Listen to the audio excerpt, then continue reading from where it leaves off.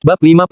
Tim pembuat sabun telah bertambah menjadi 10 orang, mereka menggunakan 3 panci besar sekaligus dan meningkatkan produksi dari 100 potong sabun per hari menjadi 300 potong. Produksi lilin juga telah mencapai 300 batang dalam sehari, tetapi Wira tidak berniat menjualnya. Lampu minyak menghasilkan banyak asap yang dapat merusak mata, sedangkan lilin menghasilkan asap yang sedikit dan cahayanya terang. Wira memberikan sejumlah sabun dan lilin kepada anggota tim penangkap ikan sebagai tunjangan.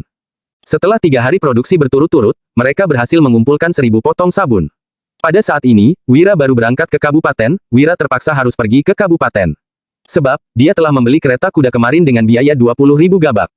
Setelah menjual gula putih seharga 600.000 gabak, dia hanya memiliki beberapa puluh gabak yang tersisa.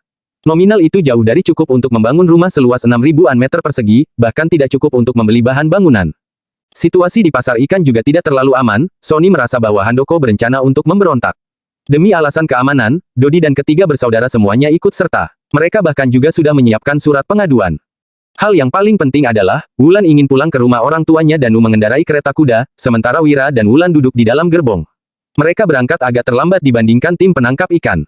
Ketika fajar menyingsing, Wira dan Wulan baru berangkat setelah sarapan. Sayang, kalau kakakku mengatakan sesuatu tentangmu, jangan meladeninya, kata Wulan dengan penuh harap dalam pelukan Wira. Dari ayahnya, kedua kakaknya, dan adiknya, semuanya adalah sarjana. Jenjang pendidikan mereka jauh melampaui suaminya. Ditambah lagi dengan perilaku boros suaminya, keluarga Wulan menjadi sangat tidak menghargai Wira. Ayah Wulan membawa adiknya ke ibu kota untuk belajar menjadi seorang pejabat. Kakak tertuanya mencari pekerjaan di kabupaten, sementara kakak keduanya belajar di rumah di Kabupaten Uswal. Setiap kali Wulan membawa Wira ke rumah orang tuanya, kakak keduanya selalu menunjukkan wajah dingin dan mengucapkan kata-kata yang mencemooh. Hal itu membuat suaminya selalu saja memarahi dan memukul Wulan untuk melampiaskan amarah setiap kali mereka pulang. Belakangan ini, memang suaminya telah berubah menjadi baik dan tidak seperti sebelumnya lagi. Hanya saja, Wulan takut bahwa jika mereka kembali ke rumah orang tuanya, Wira akan kembali menjadi seperti dulu lagi. Namun, kakaknya mengirim surat dan mengatakan bahwa kakak iparnya sedang sakit dan ingin bertemu dengan Wulan. Oleh karena itu, Wulan harus pulang untuk menjenguknya. Wira mengedipkan matanya sambil berkata, kalaupun kakak kedua memukulku, demi menghargai istriku tercinta, paling-paling aku hanya akan meludahinya, hehe. Tentu saja, Wira hanya bercanda, kakaknya Wulan adalah seorang sarjana, jadi dia tidak mungkin akan bertindak kasar. Mendengar ucapannya, Wulan tertawa terbahak-bahak. Sayang, kamu terlalu baik padaku, rasanya seperti mimpi. Kadang-kadang aku takut ini hanya mimpi, dan aku akan terbangun kehilangan segalanya. Maafkan aku, dulu aku sangat bodoh. Seharusnya aku tidak memperlakukanmu seperti itu. Wira mewakili pemilik tubuh sebelumnya meminta maaf kepada Wulan. Tidak, suamiku selalu benar. Tanpa kesulitan masa lalu, kita tidak akan memiliki kebahagiaan sekarang. Dia menutup bibir Wira dengan tangannya yang ramping, matanya bersinar indah, dan pipinya semakin merah. Wira terpaku sejenak, kemudian menundukkan kepalanya dan mencium Wulan. Wajah Wulan semakin memerah dan dia berkata dengan suara pelan, sayang, jangan begitu. Wira menggerutu pelan, bukankah kerabat kita sudah pergi? Iya, wajah Wulan kini merah padam. Dia berkata, tapi sekarang di luar masih ada orang. Ada Danu yang sedang mengendarai kuda. Wira menengadah dan berteriak. Danu, hentikan keretanya. Ah, Danu melihat sekeliling. Saat ini, langit sudah terang, jadi Danu berkata, Kak Wira, tidak terlalu baik kan melakukan hal seperti itu di sini. Ini jalan umum. Baru-baru ini, banyak orang yang menyuruhnya menikahi seorang istri. Jadi, Danu mulai mengerti sedikit tentang masalah pernikahan. Saking malunya, Wulan sampai ingin bersembunyi ke dalam tanah. Dia memarahi Wira, jangan, nanti malam saja kita bicarakan lagi. Tidak. Boleh dilakukan di sini. Apa sih yang kalian pikirkan? Bisa. Tidak, pikiran kalian jangan sejorok itu. Sambil mendelikkan mata pada keduanya, Wira menggeser tirai kereta dan turun. Dia berjalan menuju tepi jalan sambil berkata, aku kebelet buang air kecil. Apa itu melanggar hukum? Wulan dan Danu terdiam. Kereta mereka memasuki kabupaten dan tiba di sebuah kediaman 3 lantai. Tempat itu dihiasi dengan 2 ekor singa yang terbuat dari batu besar di depan pintu. Di atas papan pintu yang berlatar belakang hitam terdapat kata yang ditulis dengan tinta emas, keluarga Linardi. Di depan pintu, berhenti sebuah kereta kuda. Begitu Wira dan Wulan turun dari kereta, pelayan keluarga Linardi berlari masuk ke rumah sambil meneriakkan, Tuan muda kedua, Nyonya muda kedua, Nona telah pulang. Orang itu juga sudah datang.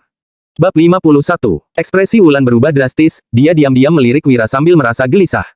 Setiap kali suaminya datang, pelayan di rumah mereka tidak pernah memanggilnya, Tuan muda, melainkan selalu memanggilnya, orang itu. Suaminya selalu merasa murka setiap kali. Wira menghela napas diam-diam. Sudah 3 tahun sejak pernikahan mereka, tetapi keluarga Linardi masih memanggilnya seperti itu.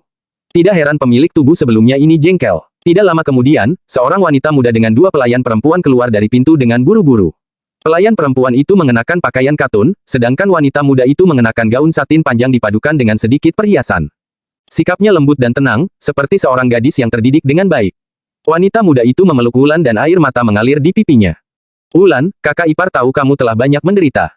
Dua pelayan perempuan itu menatap marah kepada Wira, sementara dua pelayan laki-laki lainnya memegang tongkat kayu dengan ekspresi marah. Mereka hanya menunggu perintah dari wanita muda itu untuk segera maju dan mulai memukul, Danu dengan cepat berdiri di samping Wira. Wulan berkata dengan tergesa-gesa, kakak ipar, kamu sudah dengar sendiri, suamiku sudah memperlakukanku dengan baik sekarang. Wanita muda itu menatap tajam kepada Wira dan berkata, Wulan, dia bahkan menggunakan namamu sebagai jaminan untuk meminjam uang kepada orang lain. Kenapa kamu masih membela pria yang hati nurani ini? Tidak punya Wira merasa ada yang tidak beres. Kabupaten begitu jauh dari Dusun Darmadi, bagaimana hal ini bisa tersebar sampai ke kediaman keluarga? Linardi, Wulan segera menjelaskan, kakak ipar, itu hanya tindakan sementara. Suamiku sudah menyelesaikannya dan aku baik-baik saja, semuanya sudah berlalu.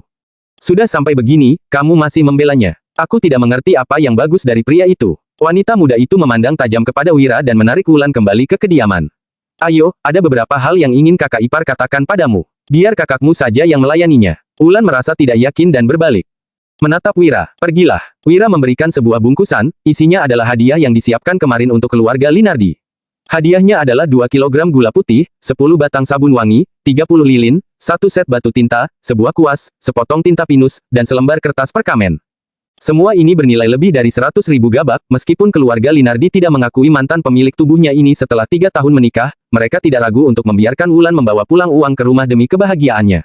Selama 3 tahun terakhir, Wulan telah membawa pulang total 300.000 gabak, untuk mencapai kebahagiaan dalam pernikahan, bukanlah hanya urusan 2 orang saja, tetapi juga melibatkan 2 keluarga. Jadi, Wira harus mengambil hati ayah mertua dan ketiga saudara iparnya itu. Melihat bungkusan tersebut, perempuan itu menggerutu, kamu bahkan menyiapkan hadiah. Apa kamu datang untuk meminjam uang lagi? Wulan mengerutkan kening seraya berkata, kakak ipar, suamiku sekarang bisa menghasilkan uang, kami tidak kekurangan uang lagi. Perempuan itu menggerutu, mau bagaimana dia menghasilkan uang? Dia tidak bisa kerja berat, tidak punya keterampilan akademik, bahkan tidak mengerti tentang bisnis. Wulan membalas dengan agak kesal, kakak ipar, suamiku benar-benar bisa menghasilkan uang sekarang. Dia telah mendirikan tim penangkap ikan di desa dan bisa menghasilkan banyak uang setiap hari. Berapa banyak uang yang bisa didapatkan dari menangkap ikan? Lagi pula, itu adalah pekerjaan orang biasa. Perempuan itu menggerutu dengan suara pelan, perempuan itu membujuk dengan lembut, Wulan, kamu adalah putri keluarga Linardi. Ayahmu memiliki peluang untuk bangkit kembali di istana. Sekarang, kamu bisa menikahi pria dari keluarga berada. Wulan merasa dongkol ketika berkata, kakak ipar, seorang gadis yang baik tidak akan menikah 2 kali. Aku sudah menikah dengan Wira, aku akan bersamanya sehidup semati. Perempuan itu mengedipkan matanya, kamu masih ingat Mahendra dari keluarga Silali? Wulan mengernyit ketika berkata, ayahku telah melewati banyak pasang surut dan keluarga Silali telah memutuskan hubungan dengan kami, kenapa kamu menyebut orang dari keluarga Silali lagi? Bukankah kita tidak lagi berhubungan dengan mereka? Mengenai Mahendra, dulu aku memang pernah bertemu dengannya beberapa kali karena hubungan keluarga kita sangat baik. Tapi, dia itu orang licik dan aku tidak punya perasaan baik terhadapnya, apalagi berniat lain. Perempuan itu tersenyum tipis. Tapi, baru-baru ini, Mahendra datang ke rumah dan dia mengungkit namamu ketika berbicara dengan kakakmu. Kalian tumbuh dewasa bersama, dia masih mencintaimu dengan sepenuh hati. Kalau bukan karena dia dikurung di rumah, dia pasti akan datang untuk menikahimu. Bahkan sekarang, dia bersedia mengadakan upacara pernikahan yang megah dan resmi untuk menjadikanmu Nyonya Silali. Wulan memasang wajah serius saat berkata, kakak ipar, Mahendra baru muncul sekarang karena mendengar ayah akan bangkit lagi di istana.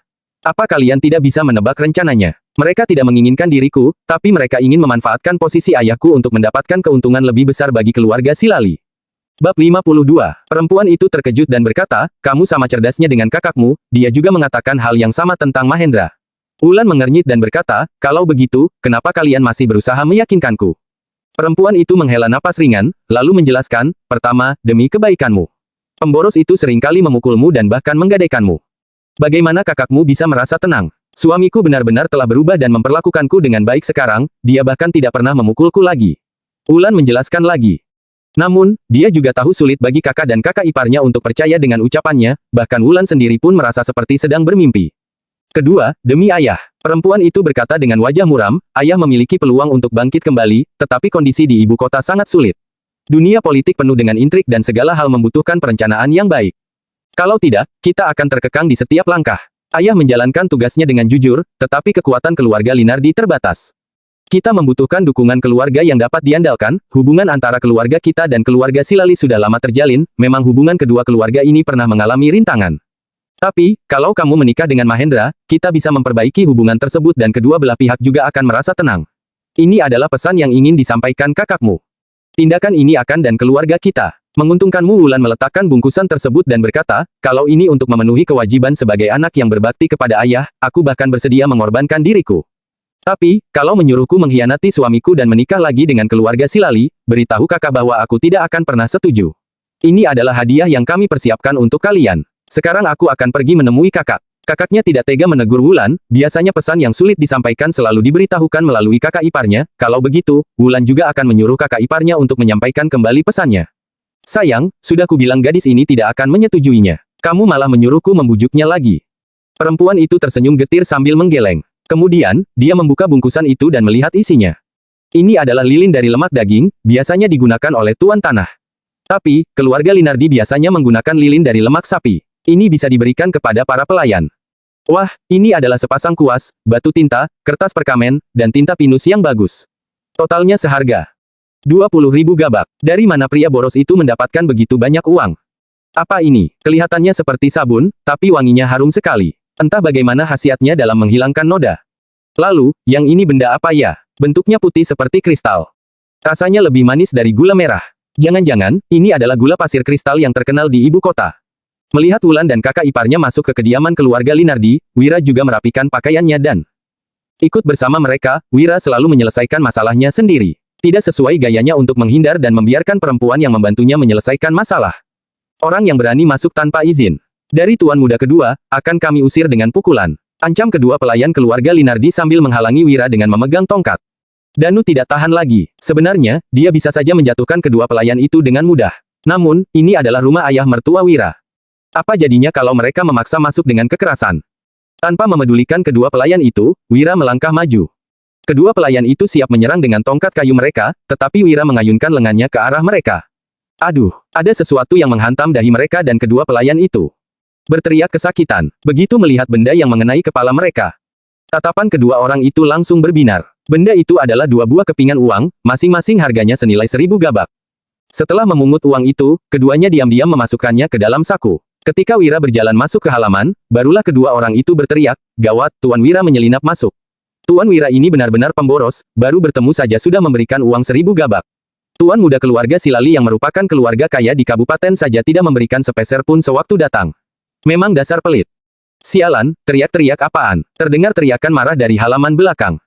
Selanjutnya, muncul dua orang pemuda dari sana. Tuan muda kedua keluarga Linardi yang bernama Harsa Linardi berdiri di depan. Dia mengenakan jubah sutra dengan sabuk dan kalung giok. Penampilannya tampak sopan dan tampan, meskipun wajahnya pucat. Di belakangnya adalah Mahendra dari keluarga Silali. Wajahnya penuh dengan ekspresi bangga. Wira memicingkan matanya sejenak. Tadinya, dia masih bertanya-tanya mengapa masalah dia menggadaikan Wulan untuk meminjam uang bisa sampai beredar sejauh ini. Ternyata semua ini ulah orang ini. Harsa memelototi Wira dan menggeram. Dasar brengsek. Berani-beraninya kamu menginjakkan kaki di kediaman ini setelah memperlakukan adikku seperti itu.